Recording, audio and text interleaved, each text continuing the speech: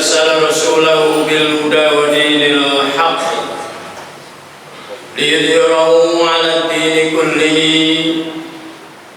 ولو كره المشركون. أشهد أن لا إله إلا الله وحده لا شريك له وأشهد أن محمدا عبده ورسوله لا نبي بعده. اللهم صل وسلم وبارك على محمد وعلى آله وصحبه ومن تبعهم بإحسان إلى يوم الدين. فقال تعالى: أعوذ بالله من الشيطان الرجيم. بسم الله الرحمن الرحيم. وكلوا واشربوا ولا تسرفوا إنه لا يحب المسرفين. أما بعد، فيا أيها المسلمون، اتقوا الله حق تقاته ولا تموتن إلا وأنتم مسلمون. Ma'asyiral muslimin, jamaah Jumat rahimakumullah. Marilah kita tingkatkan rasa bersyukur kita kepada Allah Subhanahu wa taala untuk istiqamah bertakarrub ila Allah dengan kita melaksanakan sungguh-sungguh khusyuk ibadah mahda dan ghair mahda dalam rangka mengharap ridha Allah Subhanahu wa taala. Selamat sejahtera di dunia dan di akhirat. Wafatnya kita dalam keadaan Islam. Hadirin ma'asyiral muslimin yang dirahmati Allah Subhanahu wa taala. Mensyukuri nikmat satu di antara dari sekian banyak pula aktivitas kita bermuamalah dalam kehidupan ini adalah menjaga amal jariah orang tua kita, badan, jasad yang kita bawa, yang kita rawat, yang kita jaga, tiada lain adalah hasil perbuatan amal baik ayah ibu kita yang menjaganya sejak dalam kandungan, merawatnya sampai membesarkannya.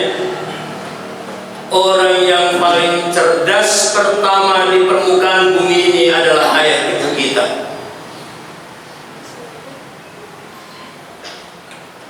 Orang yang tersabar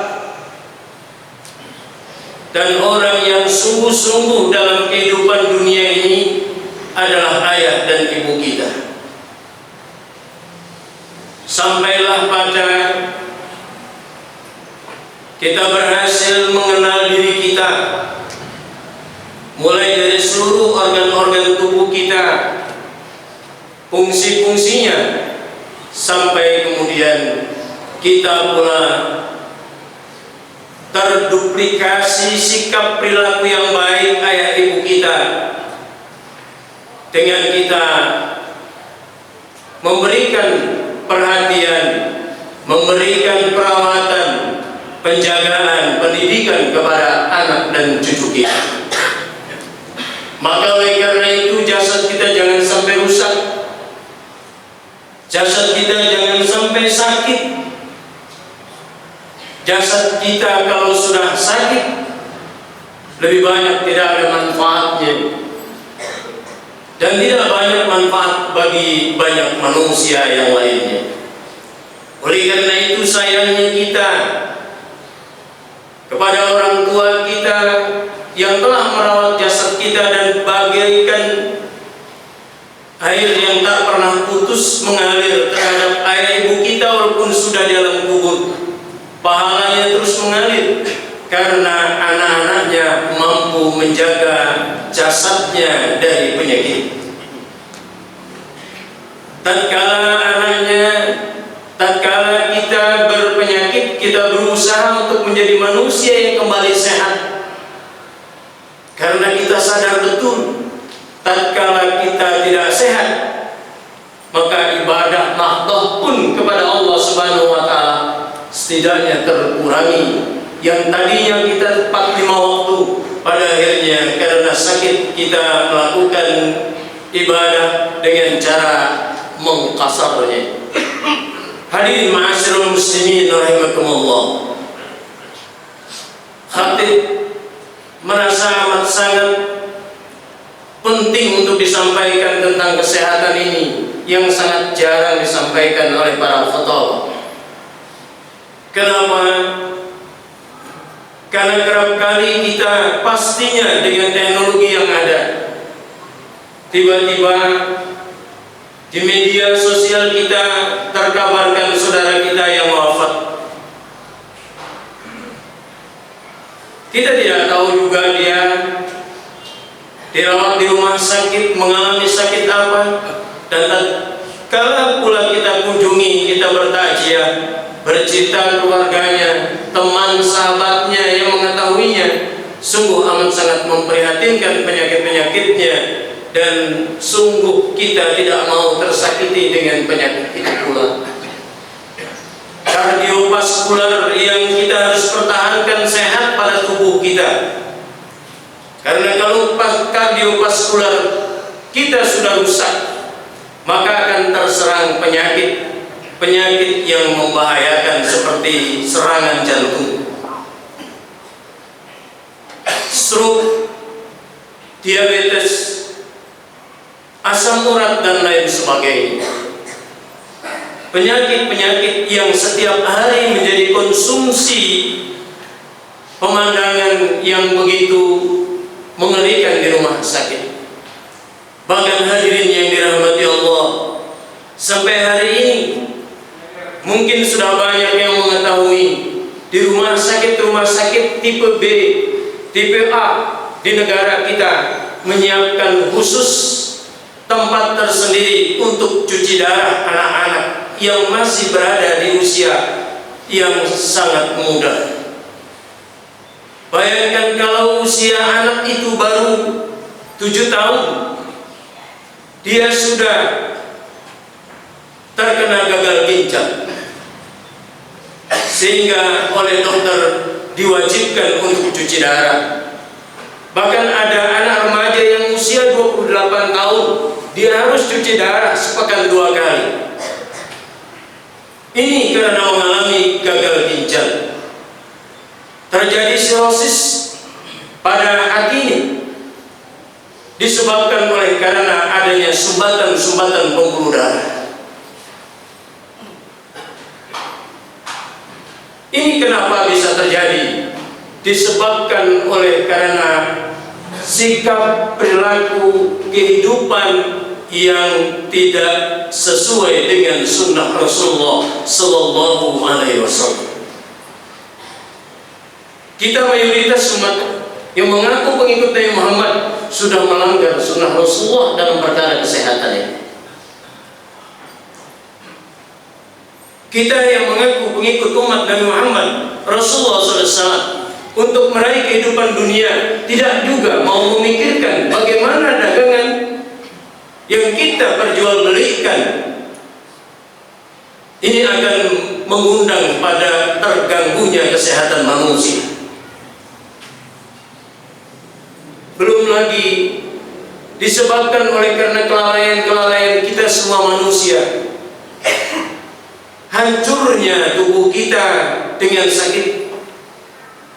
Bukan hanya sekedar makanan yang kita konsumsi kotor, tidak dapat dipertanggungjawabkan kebersihannya, cara-cara mengolahnya,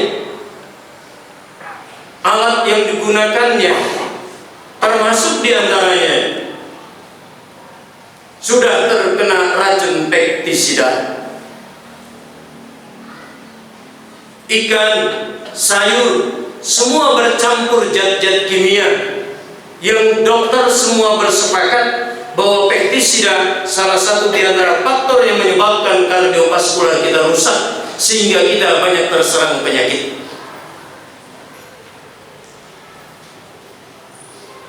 Begitu pula halnya dengan faktor lingkungan. Umat Islam masih saja terus ngebandel sampai hari ini bahwa para perokok-perokok pasif, orang-orang yang tidak merokok tapi menghisap asap rokok lebih berbahaya. Keputusan WHO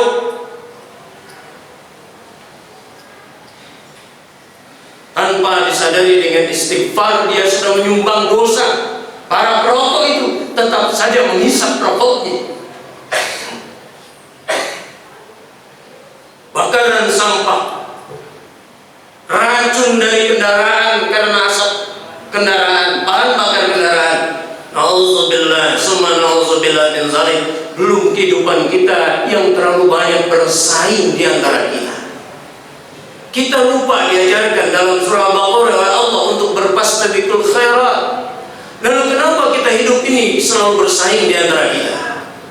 Yang terjadi persaingan untuk meraih kesuksesan, maka akhirnya dengan berbagai macam cara kita lakukan yang itu tidak sehat secara syariah. Mari kita beristighfar bahwa kita sesungguhnya boleh jadi telah menyumbangkan kedurhakaan kepada ayah dan ibu kita. Boleh jadi kita telah berupaya untuk men-stop amal jariah yang tidak terputus dari ayah ibu kita dengan kita mengkonsumsi hal-hal yang buruk di kehidupan dunia ini, pada akhirnya membuat kita menjadi sakit dan kita mati. Seorang yang beragama non-Islam dalam satu seminar kesehatannya bernama Tuan William dari Singapura berkata dalam menutup kegiatan seminarnya, mari kita ajak orang sehat. Mari sebanyak-banyaknya kita ajak orang sehat dan sehatkan diri kita agar tidak mati. Jika kita pahami secara akal pendek, emosional, maka kita hanya akan mengecam dia bahwa dia orang non-muslim, dan kita hanya akan berpikir bahwa keputusan mati itu adalah urusan Tuhan. Hadirin yang dirahmati Allah Subhanahu wa Ta'ala, kalau kita berpikir begitu, lalu kita mau menyampingkan ayat la yughayyiru ma biqaumin hatta yughayyiru ma bi anfusihim, kita buang ayat itu bahwa Allah tidak akan pernah menjadikan diri kita sehat kalau kita tidak berusaha untuk sehat. Kalau kita tidak menjadikan diri kita ini orang-orang yang kuat, bagaimana nanti umat Islam memimpin? Bagaimana umat Islam memiliki manfaat bagi orang-orang yang berada di luar agama Islam kalau umat Islamnya lembek, kalau umat Islamnya banyak sakit, kalau umat Islamnya lemah otaknya dan jiwanya? Seorang menyampaikan,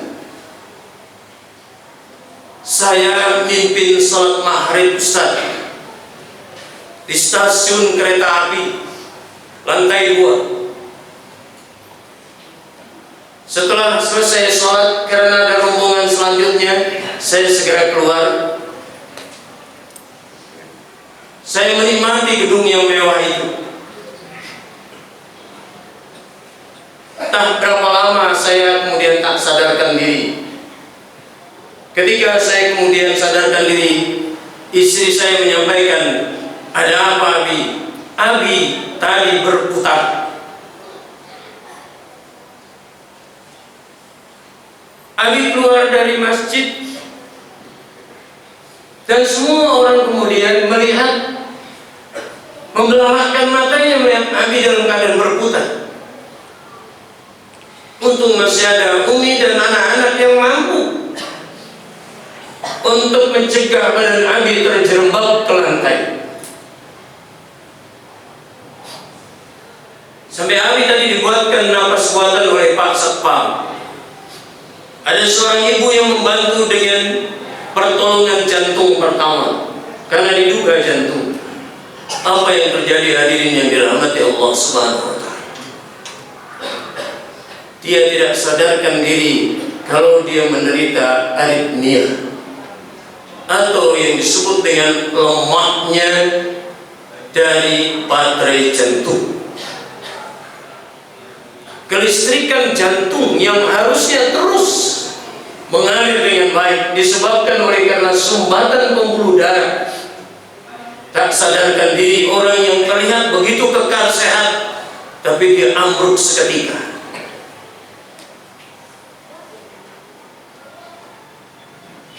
Kita lihat bagaimana anak istri kita.